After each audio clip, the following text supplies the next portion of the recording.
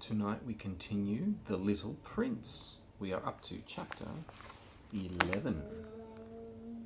The second planet was inhabited by a show-off. Aha, aha! A visit from an admirer, cried the show-off from afar as soon as he spotted the little prince.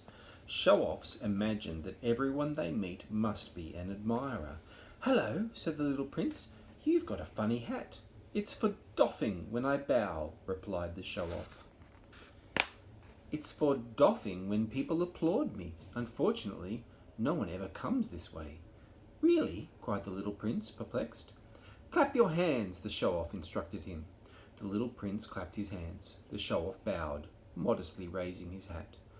This is much more fun than my visit to the king, thought the little prince, and then he clapped his hands again. And once more the show-off began to bow and doff his hat. And after 5 minutes clapping, the little prince grew bored.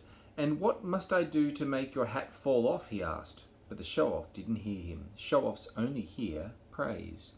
Do you really admire me a great deal, he asked the little prince. What does admire mean? Admire means recognizing that I'm the smartest, handsomest, wealthiest and cleverest man on the planet. But you're all alone on the planet. Admire me anyway, and make me a happy man.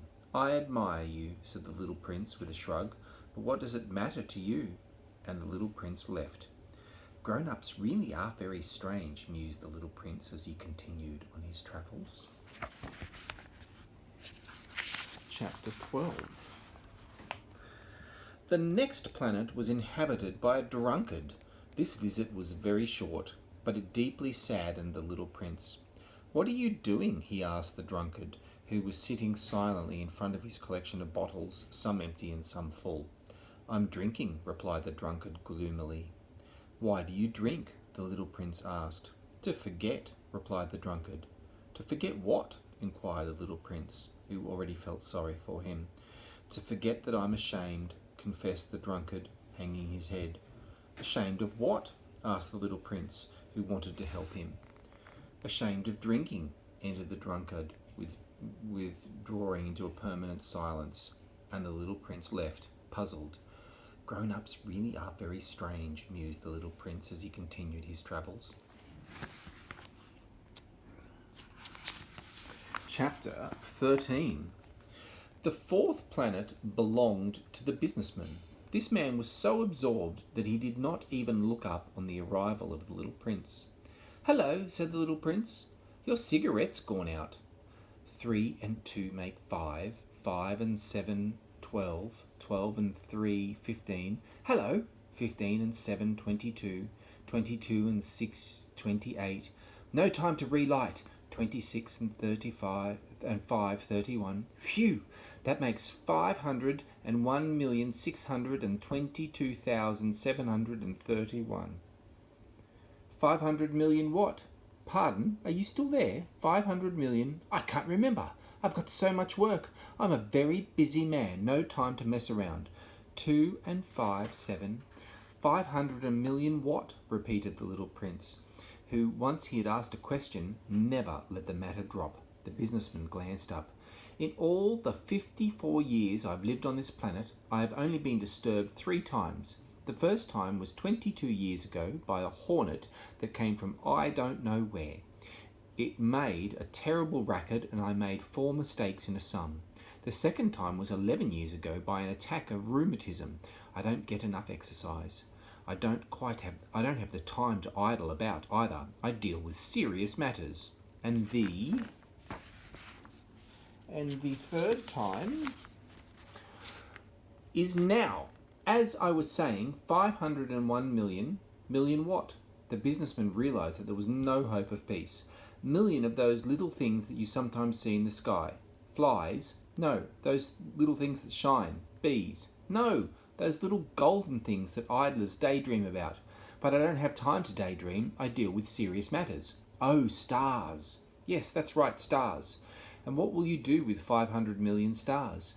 501,622,731. I deal with serious matters. I am very precise.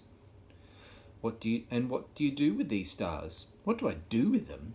Yes, nothing. I own them. You own the stars, yes, but I've already met a king who kings don't own, they reign over. It's not the same thing at all. And what's the use of your owning the stars? It makes me rich. And what's the use of being rich? Then I can buy more stars, if anyone finds any. This man reasons a bit like the drunkard, thought the little prince, and yet he carried on asking questions. How can you own the stars? To whom do they belong? Retorted the businessman grumpily. I don't know, to nobody. Then they belong to me, because I thought of it first. Is that enough? Of course. When you find a diamond that doesn't belong to anyone, it's yours. When you find an island that doesn't belong to anyone, it's yours.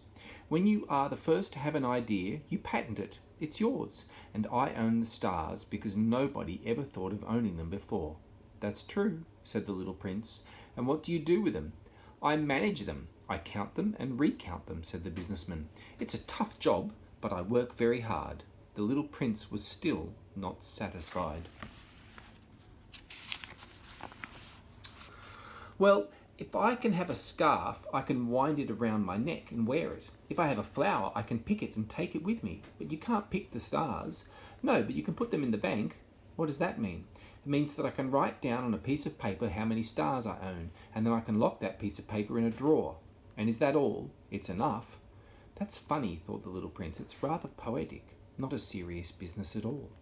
When it came to serious matters, the little prince had very different ideas from grown-ups. Well, he said, I have a flower that I water every day. I have 3 volcanoes that I chimney sweep every day because I also sweep the one that's extinct. You never know. It's good for my volcanoes and it's good for my flower that I own them. But you're not good to the stars. The businessman opened his mouth but couldn't think of anything to say, so the prince left. Grown-ups really are utterly extraordinary, he mused, and continued on his travels. Chapter 14. The 5th planet was very odd. It was the smallest of them all. There was just enough room for a lamp post and a lamplighter.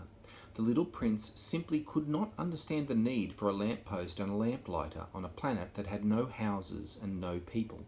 Still, he reflected, this man may be absurd, but he's less absurd than the king, the show-off, the businessman, or the drunkard. At least his job has a purpose.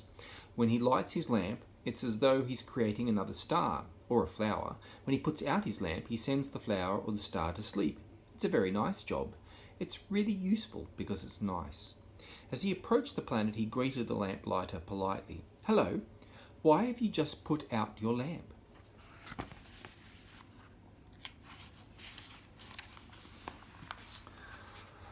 Those are my orders, replied the lamplighter. Hello, what are your orders? To put out my lamp. Good night, and he relit it. But why have you just relit it? Those are my orders, replied the lamplighter. I don't understand, said the little prince. There's nothing to understand, said the lamplighter. Orders are orders. Hello. And he put out his lamp. Then he mopped his forehead with a red checkered handkerchief. My job is terribly hard. It used to be simple. I'd put the lamp out in the morning and light it in the evening. I had the rest of the day to relax and the rest of the night to sleep. And have your orders changed? My orders haven't changed, said the lamplighter, and that's the problem. Each year the planet spins faster and faster, but my orders haven't changed. So, said the little prince, so now the planet revolves once a minute. I don't have a moment's rest. I light the lamp and put it out once a minute. That's funny. The days on your planet last a minute. It's not funny at all, said the lamplighter. We've already been chatting for a month.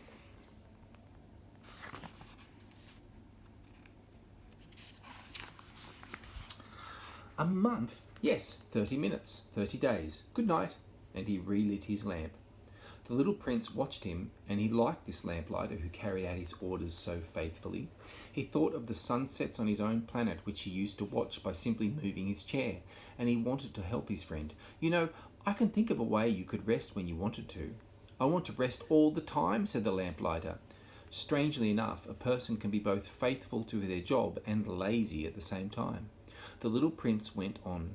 Your planet is so tiny that you can walk round it in 3 strides. All you need to do is walk slowly so you're always in the sun. When you want to rest, you walk, and the daylight will last as long as you want it to. That doesn't help much, said the lamplighter. What I like best is sleeping. that's bad luck, said the little prince. That is bad luck, said the lamplighter. Hello, and he put out his lamp. As the little prince continued on his journey, he reflected that all the others, the king, the show-off, the drunkard, and the businessman, would look down on this man, and yet he's the only person I don't find ridiculous. Maybe it's because he's looking after something other than himself. He gave a sigh of regret and thought, this man is the only one who could have been my friend, but his planet really is too small. There's no room for two.